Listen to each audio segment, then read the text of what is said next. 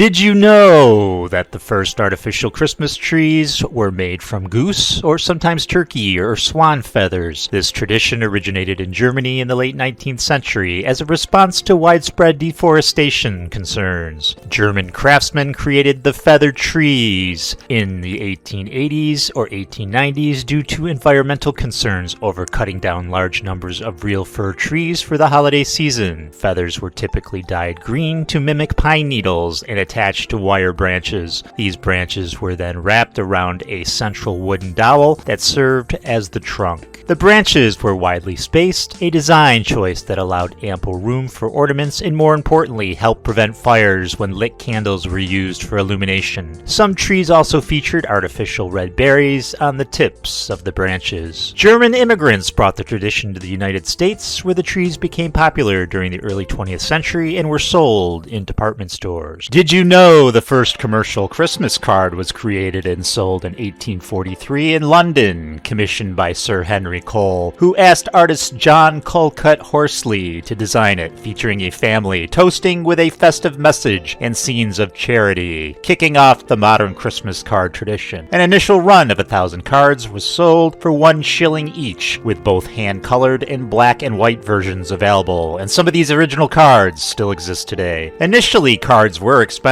which was a luxury at the time. By the 1860s, advances in printing technology made cards more affordable. In the 1870s, companies like Prang & Company in the US began mass-producing cards, making them widely popular. With improvements in postal services and printing, sending cards became a global tradition. Designs evolved to include Santa Claus, Christmas trees, and snowy landscapes. The Hall brothers, later Hallmark, started producing cards in the early 1900s, revolutionizing the industry.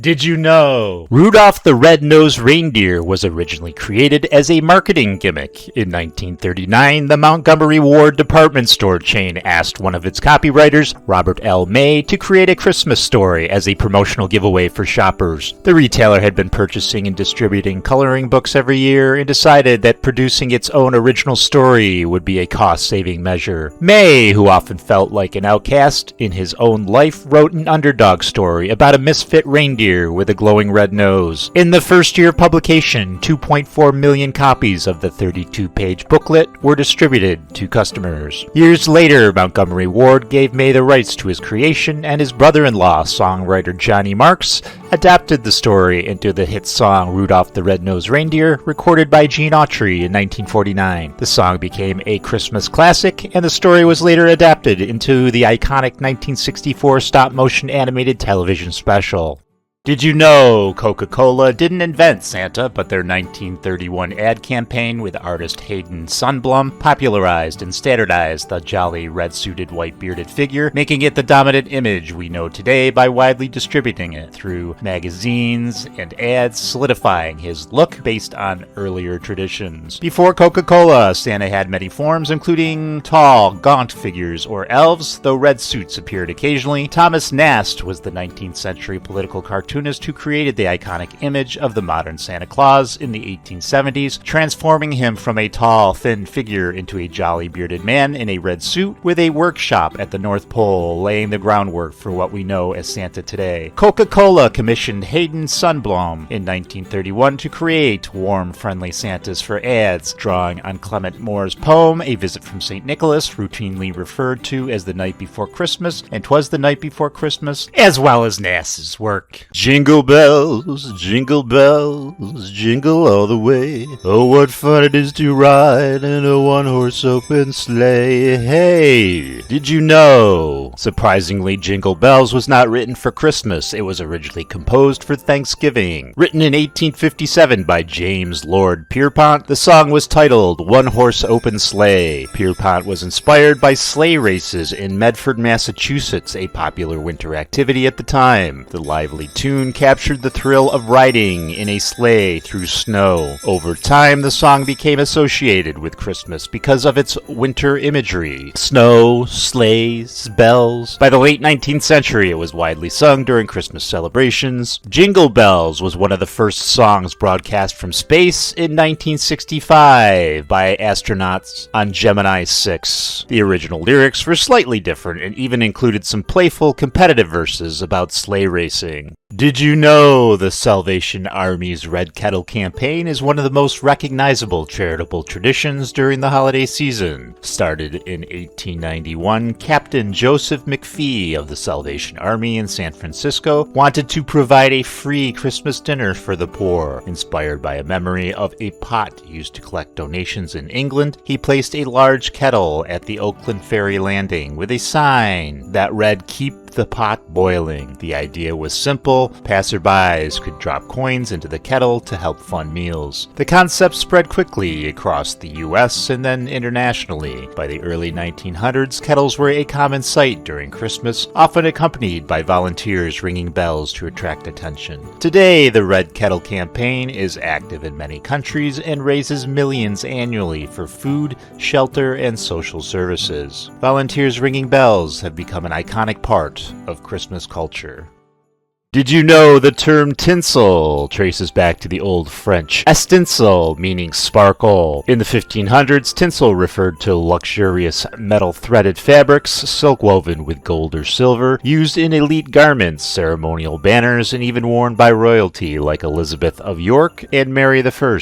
Modern tinsel, known as lametta, Italian for tiny blade, originated around 1610 in Nuremberg, Germany, crafted from thin strands of silver. Initially, it adorned sculptures or nativity scenes to reflect candlelight, simulating the glow of ice, stars, or the night sky. With Christmas trees becoming popular in Victorian England, tinsel made its public debut in England around 1846. Illustrated accounts of Queen Victoria's tree featured silvery strips, a fashion soon mirrored in the US. By this time, tinsel also took on metaphorical meanings used in literature and sermons as a symbol for superficial or deceptive brightness. In the 1900s, mass production shifted from tarnish-prone silver to aluminum, lightweight and sparkly, but potentially flammable under heat. World War I, metal scarcity slowed production. France had been a leading manufacturer. In the 1950s, tinsel became extremely popular, sometimes outweighing Christmas lights for its sparkle and perceived fire safety, especially with aluminum trees. By the 1960s, growing awareness of lead poisoning risks led to the FDA to push manufacturers to phase out lead-based tinsel. The new standard became PVC, polyvinyl chloride, with a metallic coating, durable, non-toxic, and widely available. In essence, tinsel started as a luxury adornment of silver-woven fabrics, transformed into sparkling tree decorations to amplify candlelight, evolved through aluminum and lead versions, and today remains a classic, safe and synthetic in its modern form.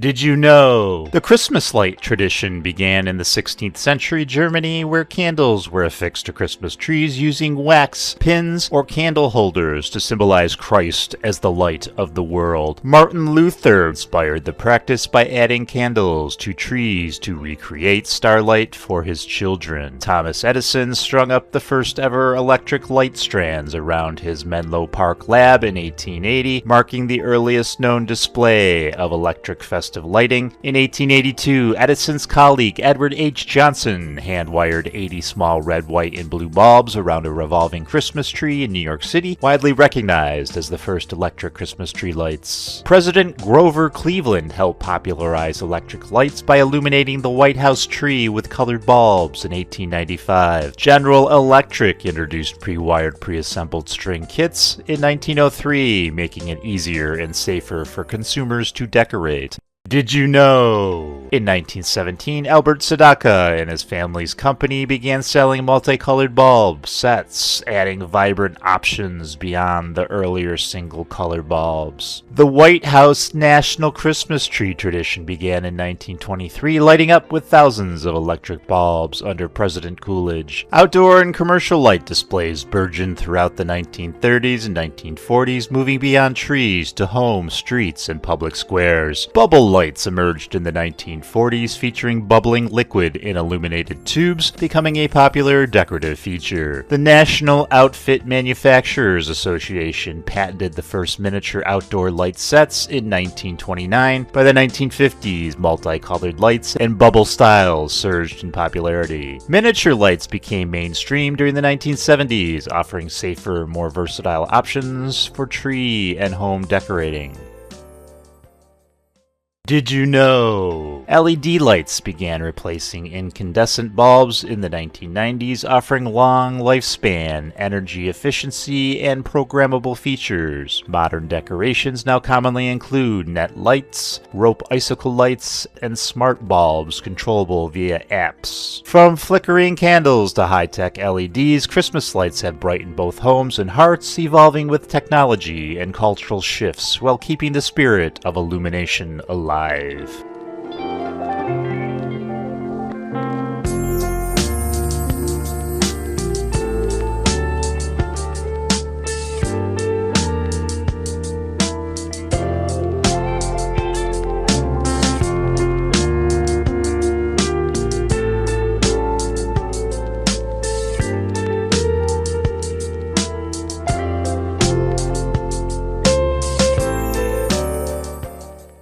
Did you know Hallmark began testing Christmas ornaments in December of 1972 by placing 4 glass ball designs, illustrated by its artists, in select stores? They sold quickly, prompting a full product launch the following year. The first official keepsake ornament line launched in 1973 and included 18 pieces, 6 decorated glass balls, and 12 yarn figurines. The initial release revolutionized Christmas decorating. Hallmark offered year-dated, limited edition ornaments, a fresh alternative to traditional German glass or basic plastic ones. By 1977, Hallmark introduced licensed ornaments from major franchises, beginning with Peanuts and Disney characters. In 1984, magic ornaments featuring lights were introduced, and a nostalgic houses and shops series began concurrently, reflecting evolving consumer tastes. The miniature ornament line was added in 1988, expanding the variety and styles available. Through the 1990s, Hallmark continually increased its output, introducing hundreds of new ornament designs annually, many featuring lights, sound, and motion. Ornaments reflecting pop culture, like Star Trek's Starship Enterprise from 1991, highlighted Hallmark's responsiveness to cultural trends. Ongoing series Here Comes Santa, which launched in 1979 and continued into the early 2000s, is a good example, demonstrated deeper thematic development. Hallmark keepsake ornaments evolved into a major collectibles category with over 10,000 designs since 1973 and 300 to 500 new ornaments released annually. The Hallmark Keepsake Ornament Collectors Club formed, offering members exclusive ornaments, catalog access, and a shared collector community. In 2023, Hallmark celebrated its 50th anniversary, commemorating the milestone with special releases and events and continuing innovation in ornament technology and design.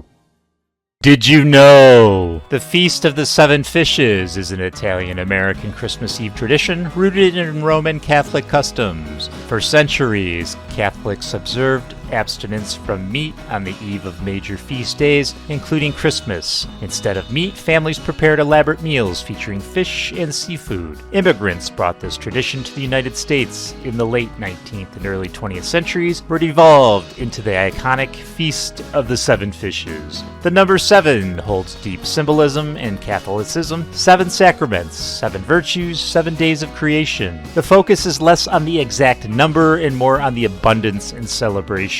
Common seafood dishes include bacala, salted cod, often fried or in tomato sauce, fried calamari, clams and mussels in white wine sauce, shrimp scampi, pasta with anchovies or seafood. Today, the Feast of the Seven Fishes is a joyful communal event that kicks off Christmas celebration. Did you know? Around 3000 BCE, people in Scandinavia, Finland, and Russia used animal bone blades, horse or ox shin bones, strapped to their feet to glide across frozen surfaces, primarily for survival and travel, using poles for propulsion. In the 13th and 14th centuries, the Dutch introduced sharpened steel blades affixed to wood, eliminating the need for poles and allowing smoother gliding. A Dutch carpenter later optimized blade shape, height to width ratio, creating a design foundational to modern skates. In the 17th century England, post-restoration of Charles II, ice skating became popular leisure. In 1740 Edinburgh, the world's first figure skating club emerged, requiring members to demonstrate skill by circling and jumping on ice. In 1772, Robert Jones published a treatise on skating, the first instructional manual on figure skating techniques and tracing precise patterns on ice. Did you know? Late 1800s formal competitions arose, compulsory figures, precise patterns became central to figure skating scoring. In 1891, the European Championships began in Hamburg. In 1896, the first World Figure Skating Championships were held in St. Petersburg. In 1908, the London Summer Games. Figure skating became the first winter sport included in the Olympics. The Winter Olympics didn't start until 1924, so that's why it was included in the Summer Games. 1920, skating returned at the Summer Olympics. 1924, it was officially featured at the inaugural Winter Olympics. 1850, Philadelphia, all-steel ice skates were invented by E.W. Bushnell, removing cumbersome wooden bases. What began as essential transportation on ice evolved over a millennia into recreational skating, then into the elegant, athletic spectacle of competitive figure skating, and now it's a pillar of winter sport culture worldwide. Did you know the New Year's ball drop? The tradition can be traced back to 1833 when a time ball was installed at the Royal Observatory in Greenwich, England. It dropped daily to help ship captains set their chronometers accurately, ensuring navigational precision. This maritime time ball concept spread across the globe. One such ball was later installed atop Manhattan's Western Union building, dropping daily to synchronize watches. Adolph Oakes, publisher of the New York Times, drew inspiration from this practice when seeking a creative alternative to a fireworks display for New Year's Eve 1907. On December 31st of 1907, the inaugural ball drop occurred atop One Times Square. At that time, it was Times Tower, marking the start of 1908. The original orb was built by Jacob Starr, constructed of wood and iron, measured 5 feet in diameter, weighing approximately 700 pounds and including around 100 incandescent bulbs. This replaced the prior tradition of fireworks, which were banned in 1907 due to safety concerns. The ball drop quickly became an annual fixture, except during 1942 and 1943 when it was suspended due to World War II blackouts. However, celebrants still gathered and observed a minute of silence, followed by chimes ringing from sound trucks. Before 1907, New Year's festivities in New York centered around Trinity Church, where bells were rung at midnight. The introduction of the ball drop symbolically shifted celebrations to Times Square. Throughout the decades, the design and materials of the ball have evolved. The 2025 edition, known as the Constellation Ball, is measured 12.5 feet, weighs over 12,000 pounds, and is adorned with thousands of Waterford crystal panels and LED pucks operated by advanced light and motion systems. The ball drop tradition transformed into a symbol of hope, renewal, and global celebration, ushering in each new year with light and flair. Did you know the first New Year's celebration was in Babylon around 4,000 years ago? Babylonians celebrated the New Year during the first new moon after the spring equinox, not in January. January wasn't always the start of the year. Ancient Romans originally celebrated the New Year in March. It wasn't until 46 BCE that Julius Caesar moved it to January to honor Janus, the god of beginnings. The Times Square ball used to weigh 700 pounds. The first ball drop in 1907 used a 700-pound iron and wood ball lit with 100 light bulbs. Today's ball is a 12-foot geodesic sphere covered in Waterford crystals. Spaniards eat 12 grapes at midnight, one for each stroke of the clock, to bring good luck for the 12 months ahead. In Denmark, people throw plates. Danes smash plates against friends' doors as a sign of affection and good fortune. The bigger the pile, the more popular you are. Scotland's first footing custom. The first person to enter your home after midnight should bring a gift, traditionally coal, shortbread, or whiskey, for good luck. In Ecuador, they burn scarecrows. People make scarecrows stuffed with paper and burn them at midnight to symbolize getting rid of the old year's bad energy. The Philippines love circles. Round shapes symbolize prosperity, so Filipinos wear polka dots and display round fruits on New Year's Eve. In Estonia, people eat 7 meals. It's believed that eating 7 meals on New Year's Day gives you the strength of 7 men for the year ahead. The world's largest fireworks display. Dubia often hosts record-breaking fireworks shows on New Year's Eve, lighting up the entire skyline. Jumping 7 waves. Brazil. Revelers wear white and leap 7 ocean waves at midnight to honor Lemanja, the Afro-Brazilian sea goddess, each jump representing a wish for the coming year.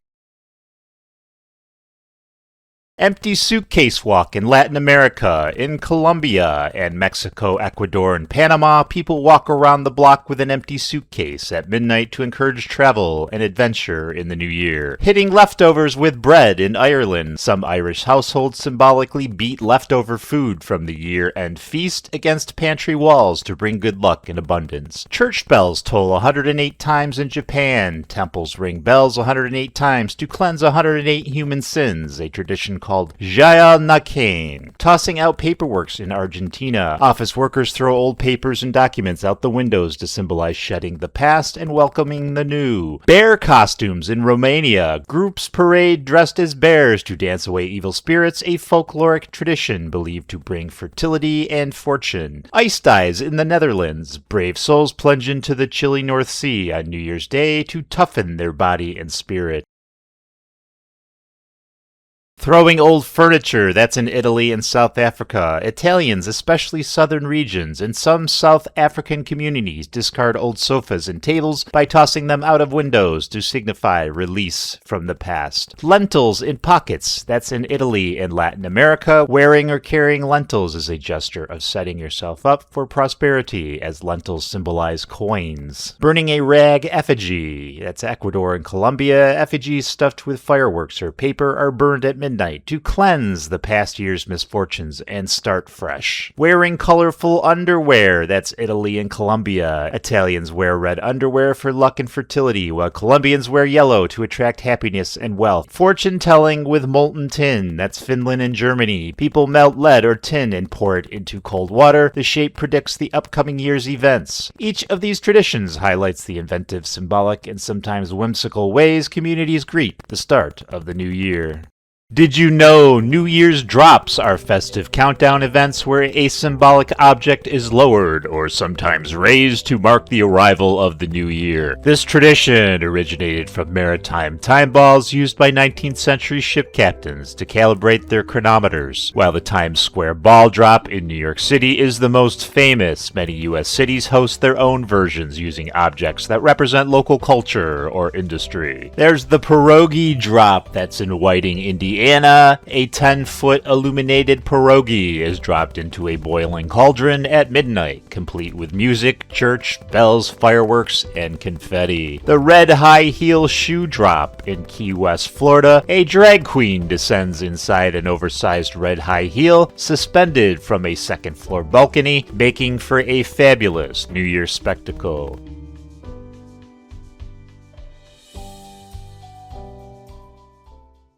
The cherry drop, Sister Bay, Door County, Wisconsin. A 300-pound, 6-foot metal cherry is slowly lowered from a crane during a fireworks show, complete with live streams and party music. The Idaho potato drop in Boise, Idaho. A giant glowing glotato, not an actual spud, hangs for hours before descending at midnight at the state capitol, accompanied by live music, sports exhibitions, and fireworks. The shrimp drop, Amelia Island, Florida. An illuminated giant shrimp is dropped at midnight to celebrate the area's shrimping heritage, followed by fireworks. The music note drop in Nashville, Tennessee. A massive red musical note, 16 feet high, 400 pounds, with 28,140 LED pixels, plummets from a 140-foot tower as fireworks light up the sky.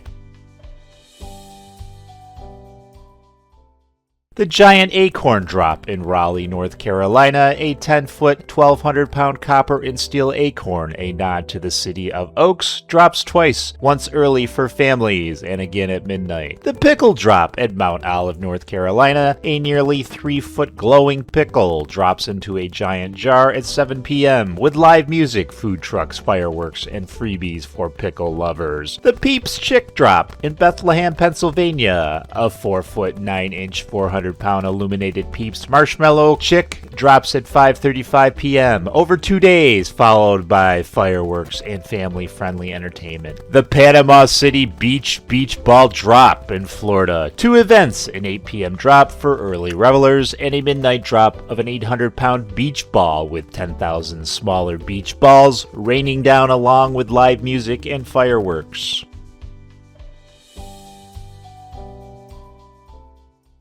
The Great Pinecone Drop at Flagstaff, Arizona. A 70-foot, 6-foot metallic pinecone is dropped at noon, 10 p.m., and midnight during a festive celebration. The Pineapple Drop, Sarasota, Florida. A glowing giant pineapple descends at midnight amidst an all-day block party, carnival rides, and a waterfront fireworks display. The Cheese Wedge Drop in Plymouth, Wisconsin. A giant wedge of Bella Vitino gold cheese is lowered, a tribute to the town's cheese-making legacy. The Iceberg Lettuce Drop in Yuma, Arizona, celebrating local agriculture with a dropping illuminated iceberg lettuce, once for East Coast fans at 10 p.m. and again at midnight. The U.S. second Times Square Ball Drop in New York City. In a historic twist, the original Times Square Ball will drop twice at midnight, once to ring in 2026 and again that same night to launch the U.S. semi-quincentennial celebration of 250 years.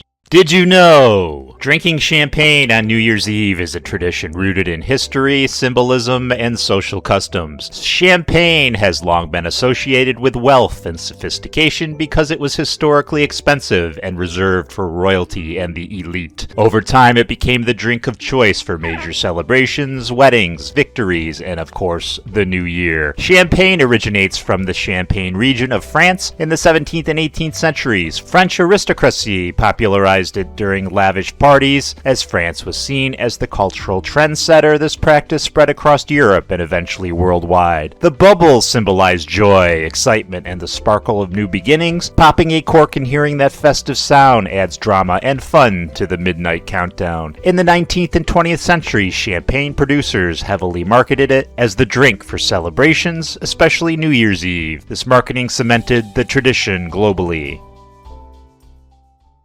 Did you know? Dick Clark's New Year's Rockin' Eve began as a television special in 1972. At the time, Guy Lombardo's big band broadcasts were the traditional New Year's programming, but they appealed mostly to older audiences. Dick Clark, already famous for American Bandstand, wanted to create a more youth-oriented celebration. The inaugural show aired on December 31st of 1972, live from Times Square in New York City. It featured performances by popular artists of the era and a countdown to midnight, which became its signature. The show combined live music performances, celebrity appearances, and coverage of the Times Square Ball Drop. Over time, it expanded to include segments from other cities and became a staple of American New Year's Eve celebrations. It revolutionized holiday TV by making it fun, energetic, and music-driven, appealing to younger viewers and eventually becoming a cultural tradition.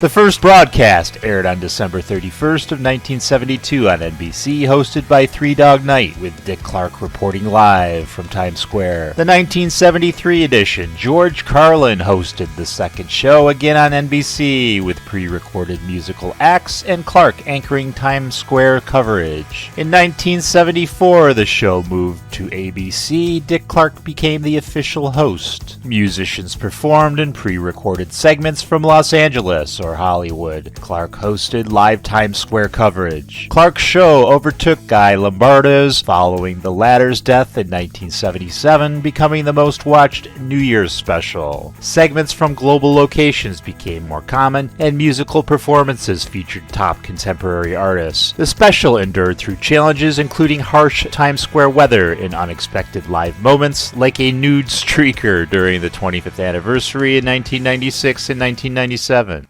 Notable expansion in 2000-2001, ABC introduced primetime programming beginning at 10 p.m. Eastern before the traditional midnight coverage. In 1999 and 2000, Dick Clark's show paused for a global millennial celebration, with Clark contributing as correspondent. Clark suffered a stroke in December of 2004, and Regis Philbin filled in for the 2005 edition. In 2006, Clark returned alongside Ryan Seacrest, who also became executive producer. Clark reduced his on-air role over time, with Seacrest eventually becoming the primary host after Clark's death in April of 2012. Starting in 2016, 17 segments were added from locations like New Orleans, San Juan, Las Vegas, and most recently Chicago's first ever national countdown in 2025 and 26. The primetime portion now kicks off at 8 p.m. Eastern, followed by late night coverage through 2 to 4 a.m. Eastern. In essence, New Year's Rockin' Eve began in 1972 as a rock-inspired alternative to classic countdowns, grew into a cultural institution under Dick Clark, and under Seacrest has evolved into an expansive, multi-city, multi-hour event that remains a centerpiece of American New Year's celebrations.